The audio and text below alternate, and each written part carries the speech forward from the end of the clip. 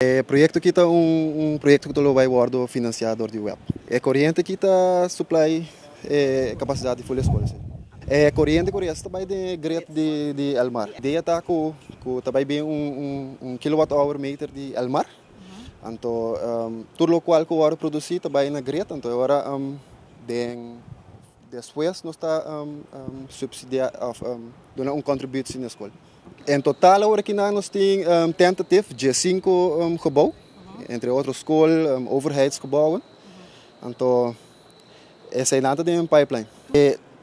Target inicialmente está para nós acabar na fim de outubro, pero mirando que maneira que nós vai executar o projeto está durante hora inusual, sei que de 2 horas para 6 horas da tarde durante a semana. Então, de weekend, nós trabalhamos hora de sábado e de domingo. Então, esse há um impacto que riba schedule. Nós está fazendo os best para dentro 2 lunas o projeto está dando sua cara.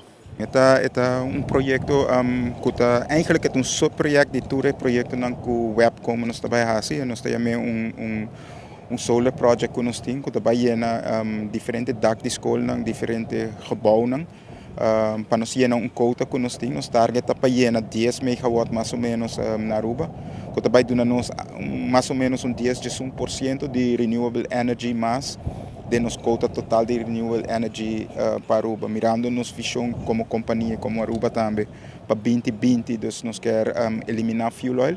Dus essa aqui é de projeto também que está riba nos em direção e também está para ajudar nos que estabilidade que nos mistério de preço, dus nos quita fuel oil, essa aí ajuda de estabilidade e ainda nos porção de renewable, qual nos target agora que nós está começar com 10%, com trabalhando na 10%, com produção de solo, plus nós tem projeto de viento, mas Father Pete nós tem acaba com mais ou menos está instalando, nós tem 30%, então isso aí está llena nos cota de renewable energy mais e mais.